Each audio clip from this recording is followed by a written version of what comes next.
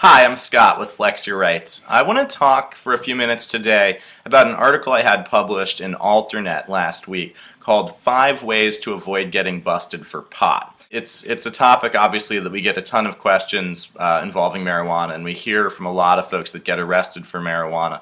So I don't want to give the impression that that's the only thing that we're concerned about at Flex Your Rights. I mean, I think everybody needs to know their rights, not just people who use marijuana.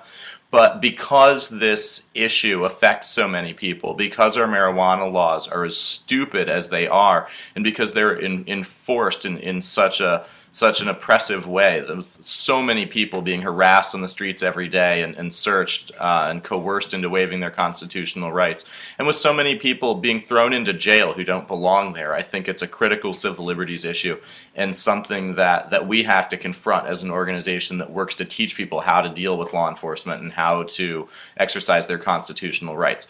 So let's get to it. 5 ways to avoid getting busted for pot. Number 1, don't consent to searches. Now, this is one of the most basic know your rights tips that I can give you in any context, but when it comes to marijuana, it should be particularly obvious. If you have marijuana and you agree to a police search, you're going to get arrested for marijuana. I mean, you might as well just hand it over to them. And by the way, don't just hand it over to them. In case it's necessary to say that, don't give police your drugs. Don't give police the opportunity to search you for drugs.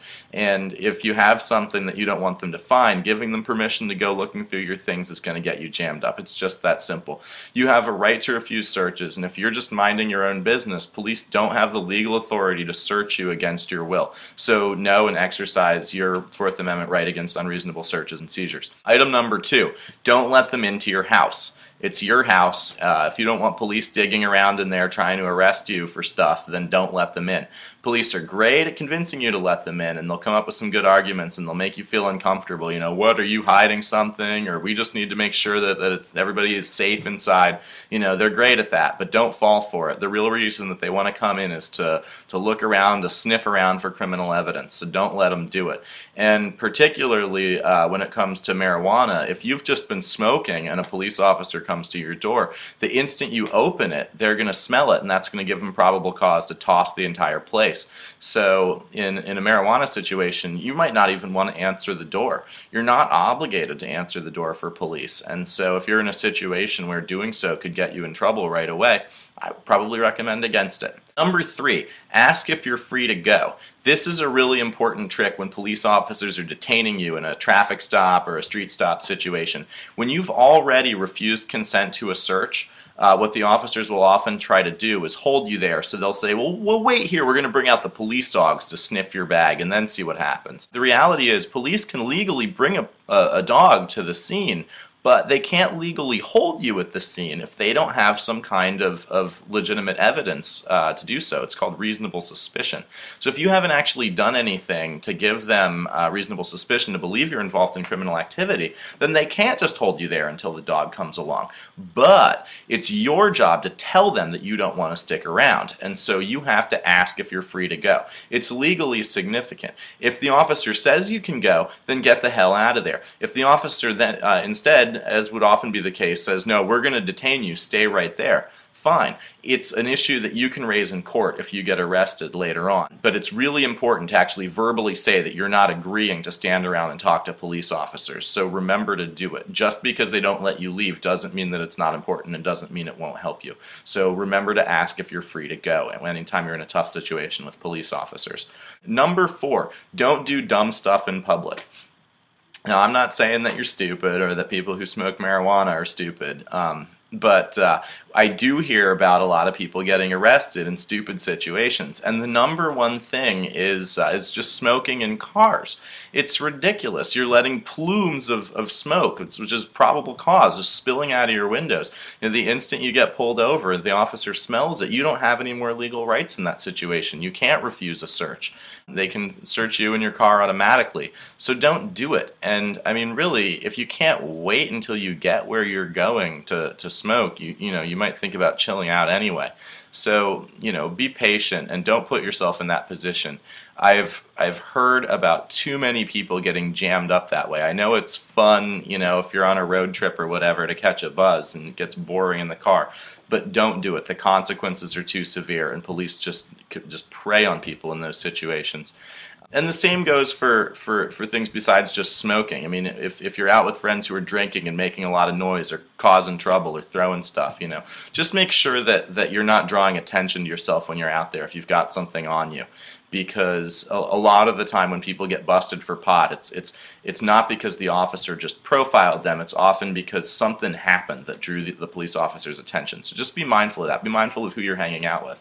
And also, a really great way to avoid trouble is just not to bring anything with you if you're going to be in a situation that might be noticeable to police. So anticipate that ahead of time. If you're going out drinking with some loud buddies, maybe just leave it at home. It's easy enough. And then the fifth way to avoid getting busted for pot is simple. Don't snitch on yourself. Don't admit anything to the police officers. Don't talk about it. Don't answer incriminating questions. You're not legally obligated to. It's your Fifth Amendment right against self-incrimination.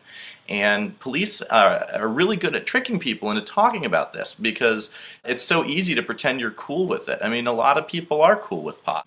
And so when the police officer says, oh, well, we're just looking for weapons, don't worry, we're not concerned about pot or anything like that. People fall for that stuff every day. But you know what? When they find the marijuana, they're slapping the handcuffs on you. So, remain silent and don't be afraid to keep your mouth shut, because if there's anything you should be afraid of, it's giving police information that can get you arrested. And so that basically covers it. And the only other thing I would add is to always be calm and be respectful when you're dealing with the officer. If you're panicking, if you're all nervous and crazy, you're talking really fast, your eyes are darting every which way, those are the kind of things that really make the officer suspicious of you. So, the best approach in a tricky situation is to calmly and confidently assert your rights. No, officer, I'm not agreeing to any searches. Officer, am I free to go? I'm sorry, I'm not answering any questions without an attorney present, but I know you're just doing your job. Just be nice, be calm, and it really makes a huge difference. The worst case scenario, of course, is that you end up in court, and in that case, you need a lawyer. But if you've exercised your constitutional rights throughout the encounter, you've kept your mouth shut, you've said no to the search, you've asked if you're free to go, that really increases your legal chances of beating the charge. So don't freak out about it. Things, it's not over until you've seen the judge and your lawyer has fought this out on your behalf. And there's a lot of good lawyers out there that know how to handle these cases. So just remain calm, protect your rights, and hopefully you'll be okay. So that about covers it. Put any questions in comments, and as always, there's a lot more information on our website at flexyourrights.org. All of our videos are available on YouTube for free with various clips and various edits, so you can check all of those out here on YouTube. But if you're willing and able to support us with a donation, we're happy to send you hard copies of the DVD, and they're pretty cool to have. So if that's something that you can afford to do, we really appreciate it. But in either case, please enjoy all of our material. I hope you find it helpful, and please share it with your friends and family and anybody that needs it. Thank you so much. Be safe.